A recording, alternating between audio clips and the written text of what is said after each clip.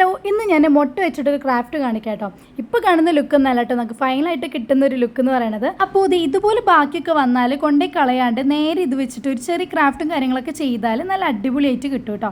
അപ്പോൾ അതിനായിട്ട് മുട്ട എടുത്തിട്ട് അതിൻ്റെ സൈഡ് ഇതുപോലെ ഒന്ന് കട്ട് ചെയ്തെടുക്കുന്നുണ്ട്. പിന്നെ ഞാൻ ക്ലേ ആണ് എടുക്കുന്നത്. നിങ്ങൾക്ക് ഇഷ്ടമുള്ള ക്ലേയും കാര്യങ്ങളൊക്കെ എടുക്കാം. പിന്നെ ഈ വീഡിയോയിൽ കാണുന്ന പോലെ ആദ്യം ഒരു റൗണ്ട് ഷേപ്പിൽ ഉണ്ടാക്കി കൊടുത്തിട്ട് അതൊന്ന് അറ്റാച്ച് ചെയ്ത് കൊടുക്കുക. എല്ലാം അറ്റാച്ച് ചെയ്ത് കൊടുക്കുമ്പോൾ ഫെവിക്കോൾ വെച്ചിട്ട് അറ്റാച്ച് ചെയ്ത് കൊടുക്കാൻ ശ്രദ്ധിക്കുക. ഈ സൈഡിൽ കയ്യും കാലും പിന്നെ ചെറിയൊരു വാലും കൂടി ഇതുപോലെ ഒന്ന് അറ്റാച്ച് ചെയ്ത് കൊടുത്താൽ നമുക്ക് ചെറിയൊരു ആമക്കുട്ടീനെ കിട്ടും കേട്ടോ. പിന്നെ ഇതിന്റെ ടോപ്പിലായിട്ട് ഷെല്ല് കാണിക്കാൻ വേണ്ടിയിട്ട് എൻ്റെ കയ്യിൽ ഡാർക്ക് ഗ്രീൻ കളർ ഉണ്ടായിരുന്നില്ല. അപ്പം ഞാനിവിടെ ബ്രൗൺ കളർ വെച്ചിട്ടാണ് ഇതുപോലെ ഒന്ന് ചെയ്ത് കൊടുക്കുന്നത്.